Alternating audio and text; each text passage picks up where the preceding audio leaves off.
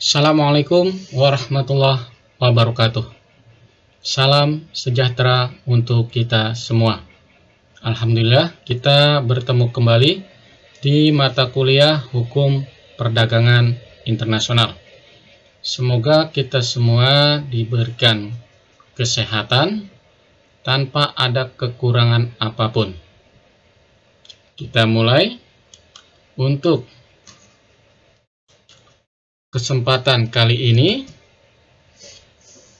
materi yang akan kita bahas yaitu prinsip-prinsip hukum perdagangan internasional dalam ketentuan GATT dan WTO.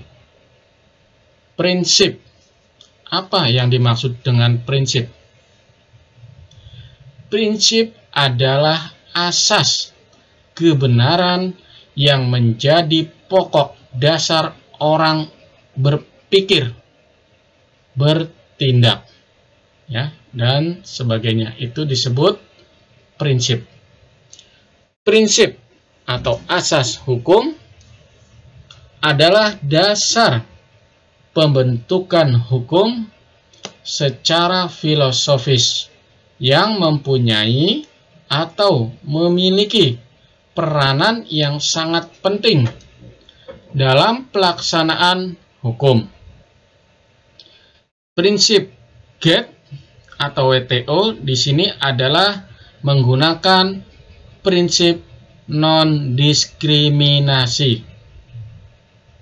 Seperti kita tahu, ya, prinsip ini ya terlahir ya dari Trinita. Ya, awalnya Trinita ini dari liberal barat yang mengandung kebebasan, yaitu freedom, persamaan, equality, dan asas timbal balik, yaitu reciprocity. Ada tiga ya di sini, yaitu kebebasan, persamaan, dan timbal balik. Ini adalah prinsip dari non-diskriminasi. Sedangkan menurut Huala Adolf, ya, dalam bukunya ada 6 prinsip GATT, yaitu yang pertama Most Favored Nation (MFN), dan kedua National Treatment, ya, NT. Ini kedua ini masuk dalam non-diskriminasi. Yang ketiga yaitu prinsip larangan, restriksi atau penghapusan hambatan kuantitatif. Keempat, ada prinsip perlindungan melalui tarif atau tarif mengikat, ya, tarif binding. Kelima, prinsip resiprositas, yaitu reciprocity, dan prinsip perdagangan yang adil, fairness, atau perlakuan khusus bagi negara yang sedang berkembang. Dalam kaitannya ya dengan prinsip-prinsip tersebut, dikenal juga yang pertama kaidah dasar minimum, ya, minimum standar. Yang kedua, kaidah dasar tindakan pengaman dengan klausul penyelamat, yaitu safeguard and escape clause. Yang ketiga, kaidah dasar mengenai penyelesaian sengketa secara damai. Keempat, kaidah dasar kedaulatan negara atas kekayaan alam, kemakmuran, dan kehidupan ekonominya. Dan kaidah dasar kerjasama internasional. Baik, kita akan bahas satu persatu. Di sini yang akan kita bahas yang pertama adalah prinsip Most Favored Nation, ya, MFN. Prinsip ini menekankan bahwa suatu kebijakan perdagangan negara harus dilaksanakan atas dasar non-diskriminatif. Menurut prinsip ini, semua negara anggota terikat untuk memberikan negara-negara lainnya perlakuan yang sama dalam pelaksanaan dan kebijakan impor dan ekspor, serta yang menyangkut biaya-biaya lainnya. Ya. Namun demikian, ada beberapa pengecualian terhadap prinsip ini. Salah satu pengecualiannya disebutkan dalam pasal 26 yang mengatur bahwa jika ada anggota-anggota GATT yang membentuk suatu custom union atau free trade area, maka anggota-anggota GATT tersebut tidak harus memberikan perlakuan yang sama kepada negara anggota lainnya.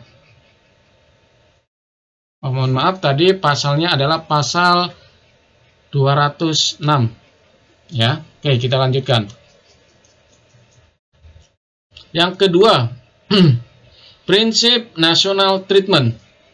Dalam prinsip ini, negara anggota diwajibkan untuk memberikan perlakuan yang sama atas barang-barang impor dan lokal, paling tidak setelah barang impor memasuki pasar domestik. Yang ketiga, prinsip larangan restriksi kuantitatif. Prinsip ini melarang adanya pembatasan kuantitatif terhadap ekspor-impor dalam bentuk apapun. Yang keempat, prinsip perlindungan melalui tarif. Prinsip ini menekankan bahwa GATT hanya memperkenankan tindakan proteksi terhadap industri domestik melalui tarif dan tidak melalui upaya-upaya perdagangan lainnya. Kelima, prinsip resiprositas.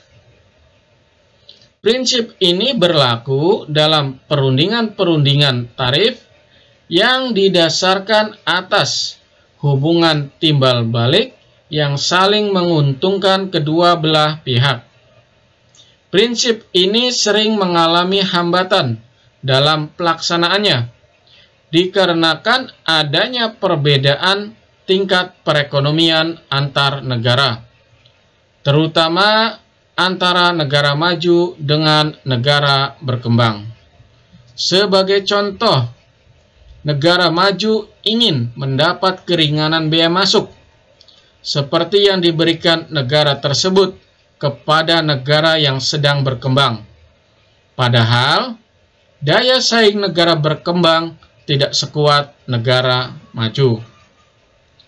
Oleh karena itu, pelaksanaan prinsip ini harus diimbangi oleh itikat baik dari negara-negara maju untuk membantu perkembangan perdagangan internasional negara yang berkembang dengan memberikan perlakuan yang adil.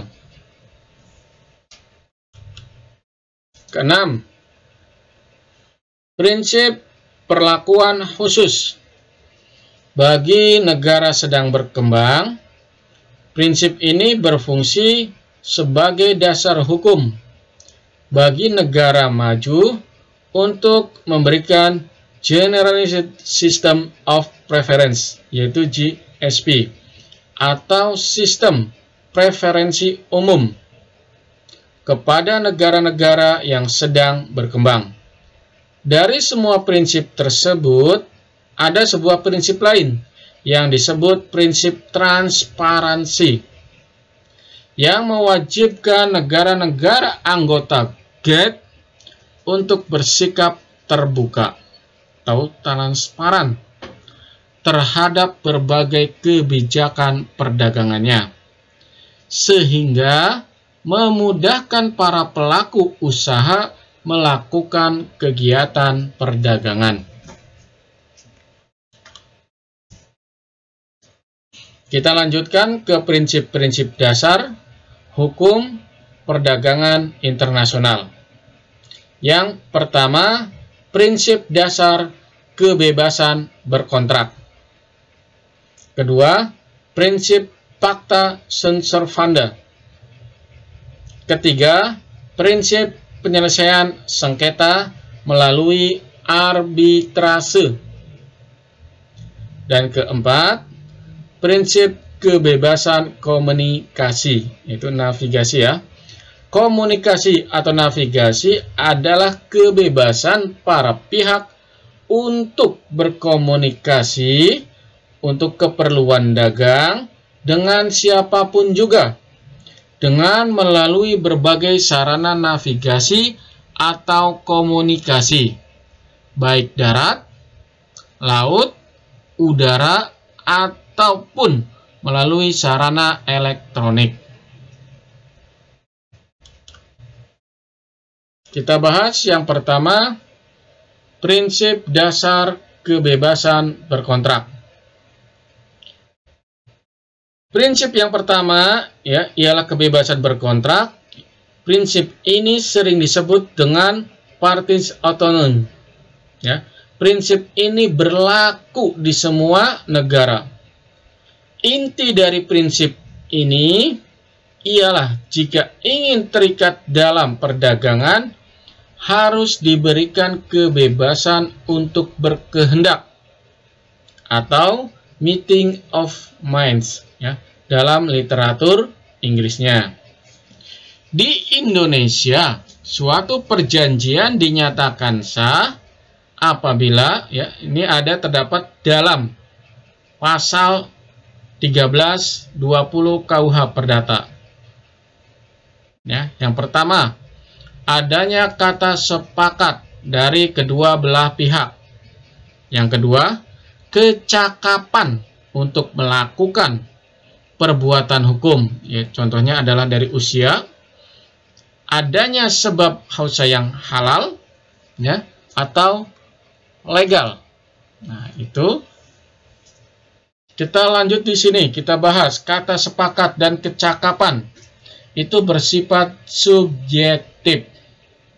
Dan jika dilanggar, maka perjanjian tersebut menjadi voidable.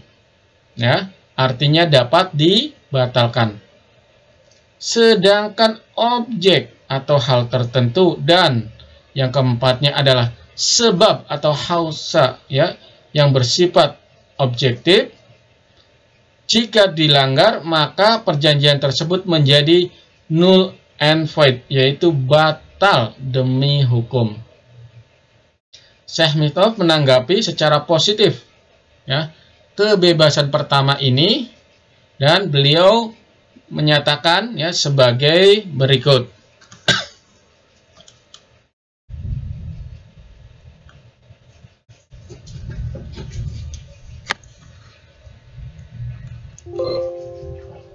Baik, kita lanjutkan.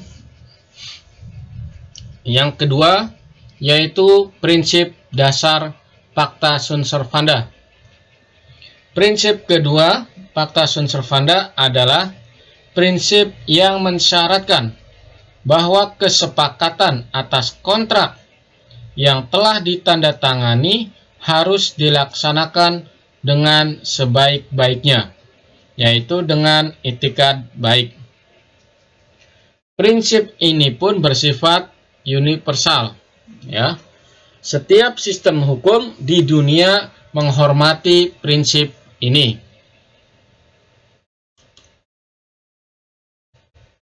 Ketiga, prinsip dasar penyelesaian sengketa melalui arbitrase.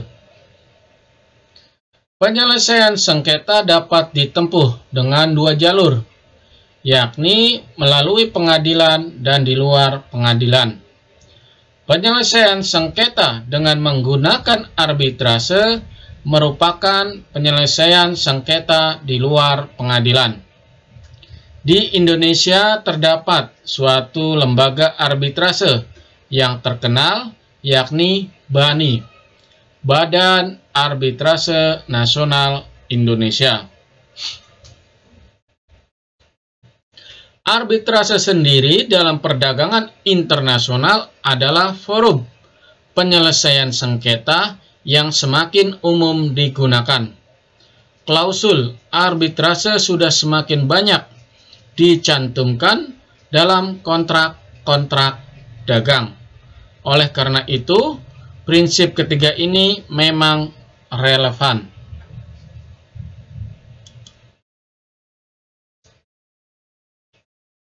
Goldstein menguraikan kelebihan dan alasan mengapa penggunaan arbitrase ini beliau jadikan sebagai prinsip dasar dalam hukum perdagangan internasional. Sejauh penyelesaian perbedaan itu mengacu pada arbitrase, maka dibuat suatu tatanan hukum yang seragam. Pengadilan arbitrase sering menerapkan kriteria selain yang diterapkan di pengadilan. Arbiter tampak lebih siap untuk menafsirkan aturan dengan bebas, dengan mempertimbangkan kebiasaan, penggunaan, dan praktek bisnis. Lebih lanjut, fakta bahwa penegakan putusan arbitrase asing umumnya lebih mudah daripada penegakan keputusan pengadilan asing. Kondusif untuk preference arbitrase. Demikian adalah ungkapan dari Goldstein. Kita lanjutkan prinsip dasar kebebasan komunikasi, navigasi. Inti dari prinsip ini ialah semua pihak mempunyai akses yang sama dalam komunikasi. Komunikasi atau navigasi adalah kebebasan para pihak untuk berkomunikasi untuk keperluan dagang dengan siapapun, dengan melalui berbagai sarana navigasi atau komunikasi, baik darat, laut, udara, atau melalui sarana elektronik.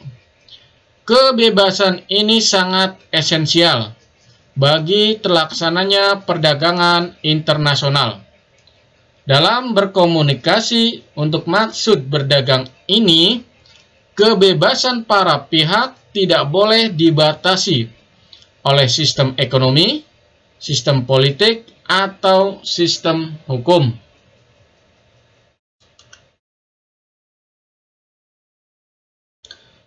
Goldstein juga mengungkapkan bahwa hukum perdagangan internasional didasarkan pada prinsip-prinsip umum yang diterima di seluruh dunia, menyatakan seolah-olah hukum perdagangan internasional dapat diterima oleh sistem hukum di dunia.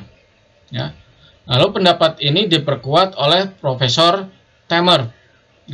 Hukum perdagangan eksternal negara ekonomi terencana tidak berbeda dalam prinsip fundamentalnya dari hukum perdagangan eksternal negara lain, seperti misalnya Austria atau Swiss. Akibatnya, spesialis hukum perdagangan internasional dari semua negara telah menemukan tanpa kesulitan bahwa mereka berbicara bahasa yang sama. Baik, terima kasih untuk kali ini. Selanjutnya setelah ini kita bisa diskusi tanya jawab melalui daring. Mohon maaf jika ada salah. Tetap semangat dan jaga kesehatan. Wassalamualaikum warahmatullahi wabarakatuh.